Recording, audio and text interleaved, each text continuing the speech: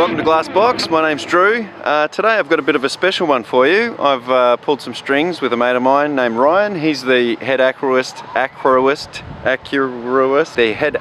here at the Dolphin Discovery Centre. So we'll catch up and have a bit of a chat with him, and then he can show us around the centre and go through the aquariums. So let's see that.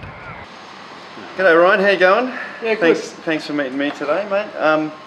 First I'd like to just have a bit of a chat about how you got into your role and what do you actually, how'd you get into it, and what do you do now? Oh, geez, Drew, it's been long story. Yeah, long story. Yeah, yep. Oh, look, I've known Jan and David, which are I suppose the main people behind the Dolphin Discovery Centre. Yep. Known them for a long time through Southwest Pets. So back in the old Dolphin Discovery Centre, I'd offer them a lot of advice on, how to set up their systems. And in fact, a lot of their aquariums were purchased, through Southwest Pets, and trying to let them know, compatibility as fish species, that kind of thing, what goes with what, and with everything at the Dolphin Discovery Centre, it is a non-for-profit organisation. There's no owner, it's not government run. Yep. So everything's trying to do it on as much of a budget as you can, like trying to run it through funding and that kind of thing. So, setting up the seahorses in an AR620, it was always a little bit of a challenge trying to get the water qualities and that sorted. But I guess through dealing with them for so many years, I also found out about the potential development a long time before a lot of other people did. Yep. And as soon as I knew about it, I put my hand up for the role and said, look, when this happens, I'm keen.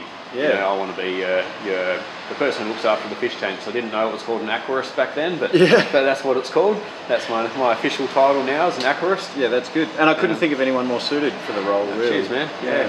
Yep. No, I must say, living in Bunbury my whole life and working at Southwest Pets for 15 odd years. Yep. Nearly everyone in Bunbury knows who I am. Exactly. So yeah. And your diving background as well. Yeah, so that lends a bit of a hand towards a few of the other projects we've got going on. Seeding the artificial reefs, actually collecting the livestock as well. Like, we do have a permit to collect, to set the aquariums up. Yep. We certainly can't collect to sell. That's a big no-no. So nobody asking me for bits of coral. But down the track, we are going to be doing coral propagation, which that stuff will be available to, maybe not directly to the public, but to retailers. But that's part of the exciting thing. That's, I've worked in the industry for so long, but now it's moving towards, I guess, the sustainability side of things. Instead of being the guy that's selling everything that's wild caught, we're now trying to breed and propagate and that kind of thing to, go down a slightly more, sustainable path, I would say. Sustainable path, and also it's a little bit, it's a nice feeling to know that you're doing these kind of things, just working with the planet a little bit, without sounding too much like a greenie, As long as there's solar panels on the roof. Well, I think we're working on that one. Yes. Yeah. So your main role is care of the tanks? Yeah, so definitely just maintaining all the tanks. Water changes, that sea salt or so natural seawater. About once a fortnight we get a nice pump and a big length of pipe, and I literally walk it out into the bay when the weather's nice. And we pump seawater up to some water tanks. We've got 70,000 litres of capacity there to hold seawater. Yeah, cool. But that only lasts us 3 weeks, 70,000 litres. Yeah, the way you chuck those squids in there. Exactly, Well, the offshore reef, that goes, we do a 10% water change on that a day, and that's 22,500 litres. So there's 2,500 litres every day we change on that system. And the turtles, they get 40%, 2 to 3 times a week. That's about 2,500 litres again, multiple times a week. Just the turtles are so dirty, they eat so much food, but it's purely because we're trying to grow them as fast as we can, just basically eating them till they stop, feed them till they stop eating, which is the first thing that you don't do in a home aquarium. No, you always leave your fish a bit hungry, you never feed them to their content. No, very good. So we'll do this a bit out of order. Ryan's going to show us, he's going to feed the tanks. Speaking of feeding the tanks, we'll feed the large tank. That's a offshore reef. Yep. And that one's definitely one of our, probably the last system to get established. So it's definitely not a finished product. None of them are. They're always a work in progress. Any hobbyist knows that as soon as you finish a tank, you start it again. Yep. You know, and these are in the same boat. They will be rotating, but with the same theme. But this one here, it's been running for 8 months now, and it's still at only 50% complete stage. Wow. Yeah, it's got a lot to go. Do you have any favourite aquariums? What one do you like the best? Look, my background definitely means the coral reef is my favourite. That's my little, pride and joy. And other aquarists that we work with, they're a little bit scared to touch it because they know it's my baby. But other than that, you've got to love the cuttlefish and the ockies. Unfortunately, our cuttlefish, they don't live very long, and he passed away recently. Oh, bugger. So we'll have to, go out and collect another cuttlefish. Yep. They only live for 1.5 years, maybe 2 years max, so they're a short lifespan. Yep. But they're so interactive, and ockies as well. Not very practical for the home aquarium, but geez, they're good fun. Yeah, really are good. Yeah. All right. Well, we'll go down and have a look at the aquariums that are downstairs. Ryan's going to give us a bit of a feeding tour. And yeah, I'd like to thank Ryan. He's been a mate of mine for a few years, and it's been good to catch up and actually piggyback on his new position to help the channel out. So yeah, we'll leave you with some footage of the Dolphin Discovery Centre, and if you're thinking of coming down to Bunbury and checking out the facilities down here, it's well worth it if you're into your marine aquariums and you want to just come down and have a look around. What's some other services that the Dolphin Discovery offers? Alright, so yeah, other than the aquarium, that is the only part you have to pay to go and see. The rest of the venues all you're free to come down and have a look at. Yep. Hopefully you get a dolphin interaction. Dolphins are at the beach at this time of year just about every day. 10 o'clock's probably, give or take, 10 o'clock's a really good time to come down. But we've also got full restaurant facilities. We do eco cruises where you can go out in a boat and watch dolphins. And you can also swim with the dolphins too. So swim tours will start in about 2 or 3 weeks time. Beauty. Yeah. All right, thanks Ryan. Right. Take it easy, mate. Drew. We'll have to come home and look at the private tank yes, in a couple you of give weeks' me a home tour once you got it all set up. Sounds good. Wicked. Well, afternoon guys. So we've got our offshore reef here. We're going to just about to start feeding. I'll tell you a little bit about it first before I get going, but so about sort of 90% of these guys you'll find living just in Bunbury waters, and not just around Bunbury, as far north as about Geraldton, down around the south coast and all the way along the east coast to about Sydney as well. So all sort of temperate region in Australia. We do have a couple of exceptions. The big bamboo sharks here, won't normally find too many of them this far south. Occasionally, they prefer it a bit warmer. And we've got the big fella around the side there. He's a stars and stripes pufferfish. We call him Fat Albert. Had him for about 6 years now. He was only a few centimetres long when we got him, but he's outgrown his display he would typically be found in, again more further north usually. He's been upgraded to the big tank. He just got a bit too round and a bit too hungry to go into his the smaller tank. Now we do have a few that you'll only find in WA here as well. So we've got the Western King Wrasse, the pale sort of apricot coloured one there. You'll actually colour up to be quite bright red, that's a male. And this one here is a female, one with the red stripe running down her side. So they'll only be found in WA. And we've also got a species of scorpion cod in here as well. A lot of people think that they're stonefish. There's one right on the bottom, another one just next to the coral here. And they are a West Australian variety, you won't find them anywhere else either. Very abundant, mind you, if you go scuba diving. You've probably never ever seen them, but once you'll know where to look for them, there's a lot of them down there. And they are related to stonefish, so you've got to be a little bit careful. You don't want to sort of stand on one or lay down on one while you're trying to catch some rock lobster. But you don't find them in shallow, so you don't have to worry if you're just walking around down the beach, you're not going to go and tread on one. They're only found out deeper, this variety. Anyone who doesn't mind a bit of fishing will probably recognise a few of the species in here as well. Got a little school of tailor, not so little anymore. They were only about 15 centimetres long when we put them in. They're about 40 centimetres now. That was only 6 months ago. We've got some skippy, otherwise known as silver trevally. King George whiting, the big long spotted one there in front of you. There's a little juvenile pink snapper in here as well. It's the silvery coloured one with little blue spots all over it. Hasn't turned pink yet, but as he starts getting older, we'll start to take on the traditional pinkish hue that they're known for.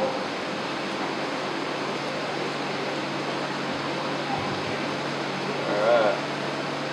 Now sharks had a good feed this morning, so they're not being too bossy yet, but we'll get some food down to them all the same. Definitely getting a bit more active as they smell everything. We'll try not to catch anyone.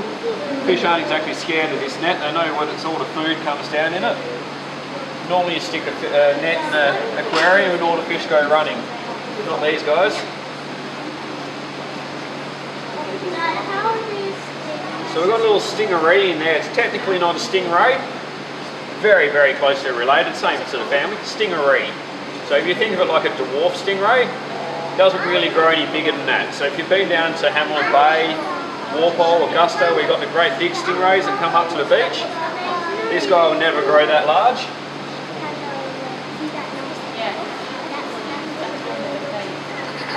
And you've got the shovel nose there as well. Depending on who you ask, they'll tell you it's a shovel nose ray or a shovel nose shark.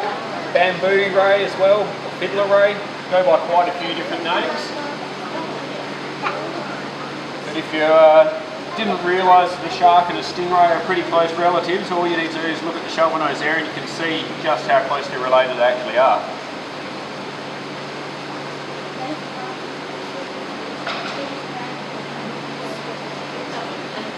Now the bamboo sharks here are essentially fully grown. All my research says that they grow to just over a metre long, and they're definitely that already. So they're not going to get any bigger, and they're a bottom dwelling shark. In the wild they normally eat crustaceans like crabs and prawns. They dig around in the dirt for like worm species and that as well. And they certainly will eat a bit of dead fish or something, but they wouldn't normally chase down a live fish. However, at night time, you know, if something's sleeping a bit too soundly, they might gobble something up. They certainly won't chase a fish down. Now, a little Port Jackson shark there. She's probably not much more than a year old. She'll actually grow to be a little bit bigger than the bamboos.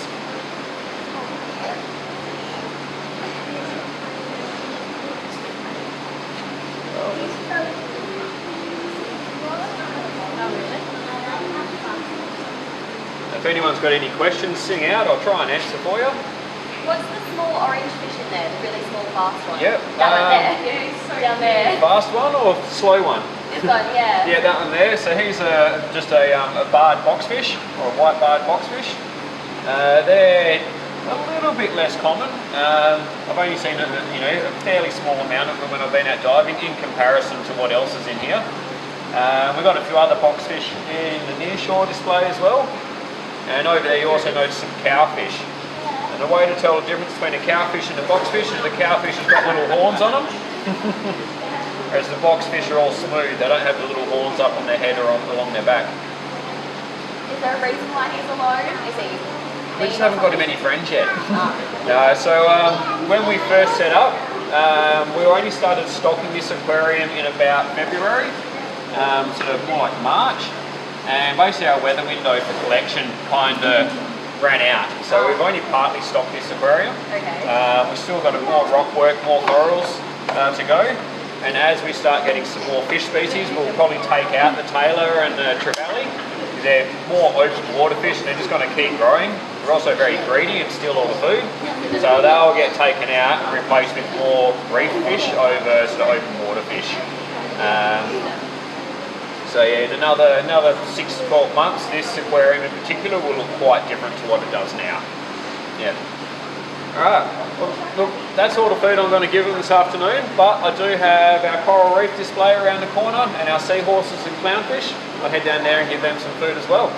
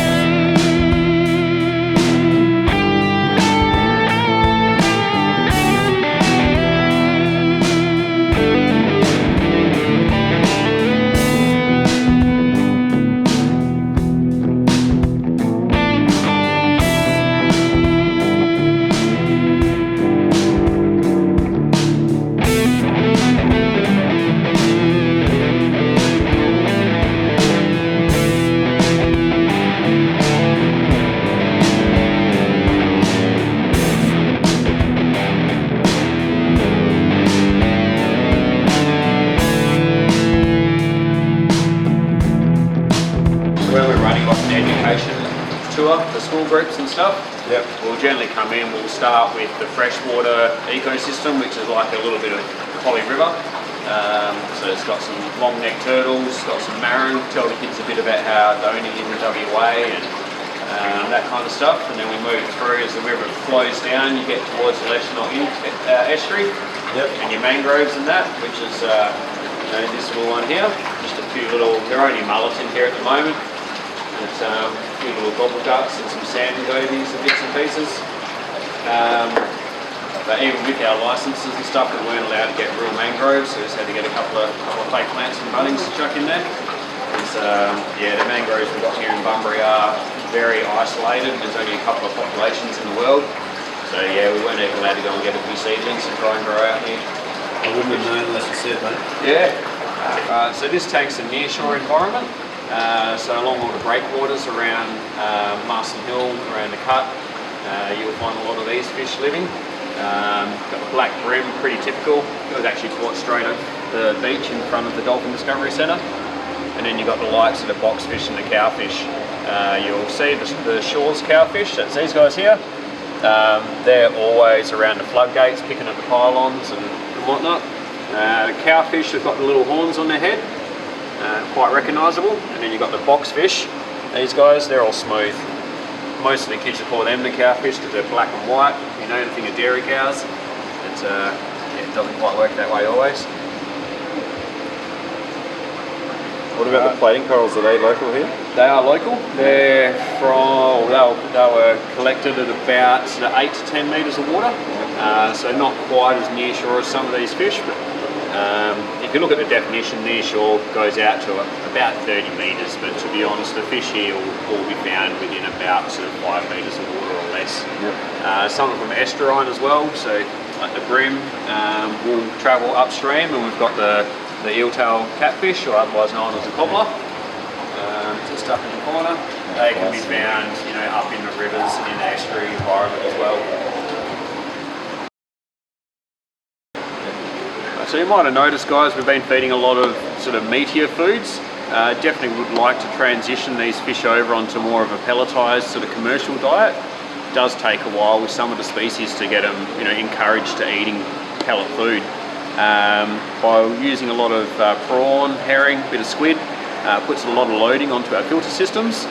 So we might duck around behind the door and we'll show you some of our filters. Alright, so I'll give you a quick run through on that filter system for our offshore reef. It's a big round display we were feeding earlier on. It's pretty basic, to be honest, just everything's bigger than what you're used to seeing. So the water comes from the aquarium out this pipe here. We've got a couple of bag filters. There's 4 of them in this one here. And that'll just trap all the heavy waste, all the solids, get trapped through there, and then get sucked through this pipe and up through our refractometer, foam fractionator, or more commonly known as a protein skimmer. So decent size, gets a bit smelly, hard to clean. Yeah. Yep. But again, it's just a protein skimmer, nothing too fancy there for anyone that's into reef keeping.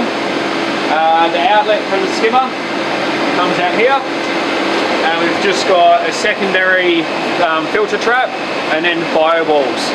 Just good old plastic bio balls, nothing high tech, nothing fancy going on there either. And before it goes back to the aquarium,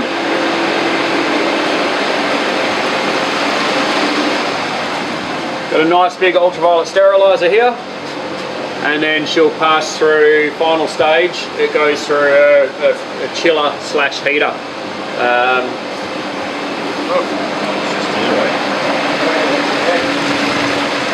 So that's your chiller for the unit. Doesn't kick into heat mode too often. There's a lot of background heat here with all these pumps and everything working, all the light units and that. But yeah, we don't have any refugiums, no reactors. It's just all simple. One of the reasons for that is, me or my teammate are away sick, someone else can step in and take care of it with a little bit more ease. You start getting too high tech, it gets really, really fiddly, and things can go wrong without anyone even realising something's gone wrong. So we keep it pretty simple here. So now we've got the near shore tank. That was the one with the cowfish and the box fish in it. And same deal with the filtration unit. This time the bag filters are inside an actual canister. And we've got your bio filtration and a little bit more of a normal size skimmer on this one. Same UV sterilizer. I can't remember how many wattage they are, but you would not want to have a container power bill. And that's where the entry fees go to, power bills. I'm sure you take donations too, mate, don't you? We certainly do. We do actually have a few people who will sponsor, like the dolphin, or more importantly, if you want to sponsor a turtle, that goes towards funding trackers that get put on them, so when they get released we can actually see where they're going. Most of them swim to about Madagascar. There's actually like an area there they tend to frequent, and they turn around and come back when they reach breeding age. They swim about 5,000 k's there or whatever it is, and 5,000 k's back over the space of a few years. Then they come back to the same beach they were hatched at to breed. Alright guys, so this is our back of house facility here. We've got a few things going on. Just in the infancy stage, we've got coral propagation over here on the left hand side. So initially that's to help seed the artificial reefs that we've got being put in off Bunbury. So the likes of Busselton Jetty, they might have one of their timbers fall down. Any corals that break off that and fall onto the sand, we got permission to go and collect and transfer onto the artificial reefs. So that, and this is kind of like a holding facility for those corals, but they temporarily stay. But down the track, that will finish, and we'll look at just propagating corals for aquarium trade. So that's really only just getting started. We've also got one of our rescue turtles here who's not quite so ready to go back to the wild. So this is young Titan, and he's got air stuck in his shell. He's got a little perforation in his lung, and as he breathes, a little bit bleeds out into his shell cavity, and it gets stuck there. So we need to stick a syringe in him, draw the air out, so he can get buoyancy control again, but it's just refusing to heal itself. So he's actually scheduled to head up to the Perth Zoo next week or the week after, and he's going to get a little bit more advanced care than what we can give him. Hopefully we'll get him back on the road to recovery soon. Now we would have seen our seahorses in the video already.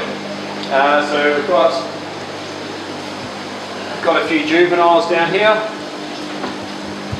It's going to be a little bit hard to see because there's so much food in the water with them. We've just got some slightly bigger ones on the right, if you can pick that up on the camera. Yeah, I can sort of see them there. Yeah. And the water's that full of Artemia that it's going to be hard to focus on anything. But I've got about 30 or so juvenile seahorses here at the moment, and we've got another one that's ready to give birth within the next week. So all things going well, we'll end up with about 100 or so from that pregnancy. Wow. Definitely fine-tuning our techniques. Our live food production is going really well. Yeah, that's what we've got over this way.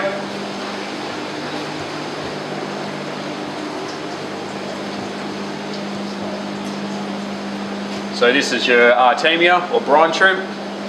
We got basically day 1 and day 2 refers to when they've been set or the eggs have been added to the salt water, and then basically on this end of the or start of the second day, we actually harvest them out, separate all the cysts from the Artemia, and they get fed to the baby seahorses or baby clownfish when we get some.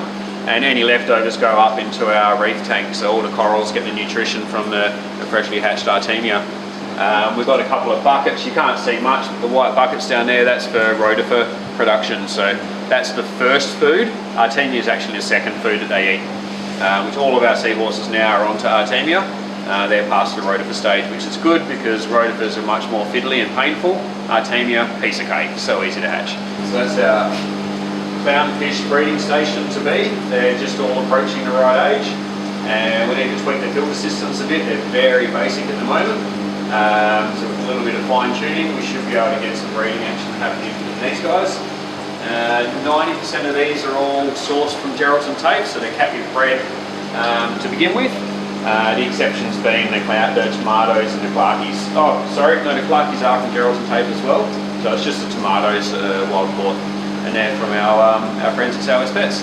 So what we've got here is a few holding tanks. It can be used for quarantine, but they're also used if we go out collecting and we need to basically quarantine the fish before they go into our main displays. They'll come into these aquariums first, make sure they don't have any parasites, and also get them feeding on the food that we feed. There's no point putting them in there if they're used to eating live food, and by the time they're waking up to start eating dead bits of prawn, it's too late. They've already starved because there's too much competition into the display. Righto, so there you have it. The Dolphin Discovery Centre down here in my hometown of Bunbury, Western Australia.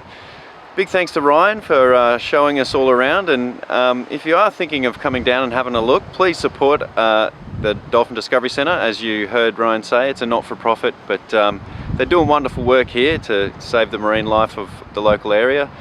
And yeah, if you've liked the video, just click on the like button or subscribe to my channel for more content like this, and hopefully I'll see you again.